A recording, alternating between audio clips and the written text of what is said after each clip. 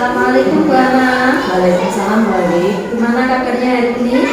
Alhamdulillah kabar hari ini baik sekali. Bagaimana dengan Bu Ali? Alhamdulillah saya sudah baik dan sehat ya.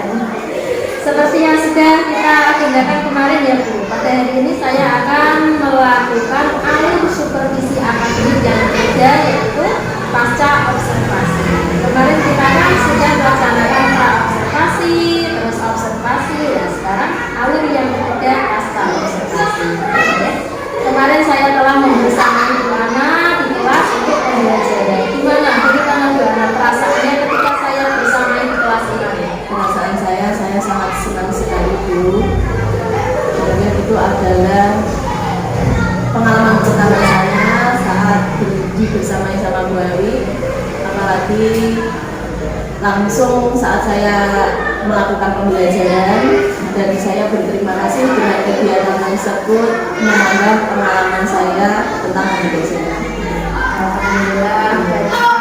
Tapi juga dulu saya saat melakukan pembelajaran kemarin saya merasa deg-degan dan kurang pede. Kurang pede gitu nggih. Iya. Apalagi ditemui sama Bu Ali. Karena baru pertama, mungkin kalau kedepannya bersama sering dibersamai lagi, nah mungkin rasa deg-degan itu akan hilang dengan sendirinya. Iya. Untuk menurut Dana ya, ini pembelajaran kemarin itu sudah sesuai dengan RPP yang Bu Ana buat ya? Kalau menurut saya itu sudah sesuai Bu dengan RPP yang saya buat saat pembelajaran kemarin itu, dan sudah sesuai dengan tujuan pembelajaran saya, yaitu anak-anak sudah mampu merasakan peran antara produsen, distributor, dan konsumen dalam kegiatan ekonomi. Jadi sudah sesuai dengan RPP dan sudah sesuai dengan tujuan pembelajarannya nih. Ya, karena anak sudah bisa berperan langsung dalam kegiatan ekonomi tersebut. Terus apakah ada hambatan nggak yang Dana alami kemarin dalam pembelajaran? Itu dari hambatan yang saya alami kemarin itu seperti ini, kan ada murid saya itu yang lambat dalam membaca. Terus aku juga itu anak yang memang dia bisa membaca, tetapi dia lambat dalam menerima materi yang saya berikan. Ya, susah untuk memahami materi nggak? Iya, nanti yang satunya itu kan ada juga yang sangat cepat dalam menerima materi, terus yang satunya kan sangat lambat. Jadi hambatan saya yang ini sudah selesai, yang ini belum selesai. Berarti ada kriteria, ada tiga kriteria. Iya. Yang pertama mudah menerima materi, yang kedua agak sulit gitu ya, terus yang ketiga membacanya. Iya. Menurut Bu Ana dari ketiga hambatan tersebut itu ada solusi nggak? Solusinya gimana? Kemarin saya memberikan solusinya itu yang lambat membaca, saya memberikan itu tes IPA setiap pulang sekolah, nanti dia masih menunggu di situ, saya berikan tes IPA membaca. Terus untuk dia itu lambat dalam menerima materi yang saya berikan, itu saya memberikan soal yang berbeda Bu, sesuai dengan kemampuan anak dalam berpikir tadi. Terus yang sudah bisa itu kan berarti kan berjalan sendiri. Iya, berjalan sendiri dan mengawasi. Berarti yang pertama memberikan les privat bagi yang belum bisa baca tadi, terus yang kedua memberikan soal yang berbeda gitu. Iya. Adakah alternatif solusi lain selain solusi tersebut? Itu ya Bu ya. Saya itu kan kemarin saya berikan solusi itu yang misalkan yang membacanya dalam beberapa materi saya kelompokkan di sini, terus dia sudah pintar itu saya kelompokkan itu. Nah, tapi saya masih ada hambatan karena kayak yang sini cepat selesai, yang sini kan belum betul. Nah itu loh. Terus solusinya itu bagaimana? Saya masih bingung memikirkan yang itu. Kira-kira gimana juga Mbak untuk biar anak itu bisa membaur antara yang tadi dan yang belakang? Sebenarnya kalau kemarin itu tak kelompokkan, oh yang dia lambat itu tak kelompokkan dengan yang lambat, terus yang pintar dengan yang pintar, itu kok masih kurang maksimal gitu Bu. Aku tuh berpikir kalau seandainya itu bagaimana ya Bu, caranya itu biar mereka itu bisa saling bekerja sama, jadi kan nanti biar sama-sama berjalan gitu Ya, dalam pembelajaran. Iya. nggak ada yang ini pintar, yang ini nggak bisa kan gitu. Iya. Karena itu yang solusinya yang bisa kayak gitu. Ya, itu saya masih berpikir itu bagaimana ya, apa dengan anak yang pintar ini memberikan apa ya, membantu anak yang dalam pemikirannya lambat itu bisa membantu itu, misalkan apa dirubah tempat hidupnya, entah yang pintar dengan yang kurang itu saya biar bisa membantu saat pembelajaran, biar bisa mengajari itu bagaimana. Jadi sekali dia itu kalau dengan punya Jadi biar saling kerjasama gitu.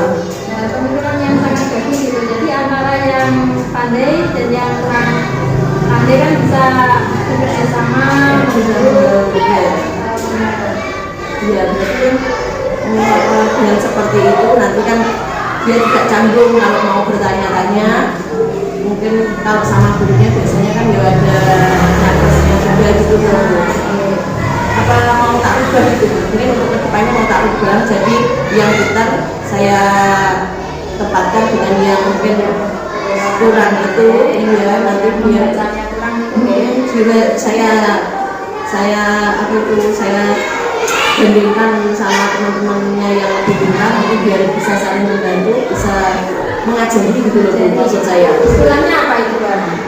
Itu putar sebaya ya dia. Oh iya, bagus sekali Bana. Berarti Bana Saya nanti akan akan putar sebaya itu ya.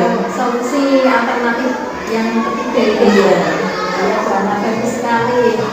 Pemikiran kayak itu emang harus ada ya Bana, untuk guru agar murid-muridnya itu kan bisa bisa mendapatkan solusi lah dari masalahnya yang dia dapatkan, dari masalah yang dia dapatkan, kayak dia kurang bisa menerima pelajaran atau belum bisa membaca, itu kan bisa. Kalau temannya mungkin saya berpikir kalau temannya yang sampingnya itu lebih pintar kan mungkin dia tidak malu, oh ini teman sendiri yang tak seandainya ada yang dia tidak paham mungkin bisa tanya temannya situ kan ya. Itu solusi yang bagus sekali Bu. Iya. Oh iya Bu, apa Ibu Ana itu kemarin sudah puas dengan pembelajaran yang Ibu Ana lakukan? Saya itu merasa berpuas karena untuk kedepannya saya menginginkan yang lebih baik lagi dari yang sebelumnya. Maka seperti tadi yang ada hambatan-hambatan seperti itu kan saya juga bagaimana mencari solusinya itu, jadi agar pembelajaran saya itu lebih bermakna untuk anak-anak, dan saya berusaha untuk menciptakan pembelajaran yang mana itu berpihak kepada anak-anak. Iya. Jadi intinya Bu Ana merasa puas dengan pembelajaran. Karena saya dengan memberikan dengan solusi, misalkan kemarin saya memberikan media pembelajaran yang lebih menarik untuk anak-anak tersebut. Kan kalau ada medianya mungkin dia lebih tertarik, lebih senang. Nah, dengan seperti itu saya berpikir oh berarti media pembelajaran itu berarti sangat penting dalam berjalannya pembelajaran yang saya berikan. Terus apa yang sudah Bu Ana, hal positif apa yang sudah Bu Ana lakukan dalam pembelajaran kemarin? Positifnya? Positifnya yang pertama saya itu anak-anak itu kalau waktu pembelajaran pertama saya mengajak anak itu harus semangat dulu, mencintai pelajaran pada hari itu.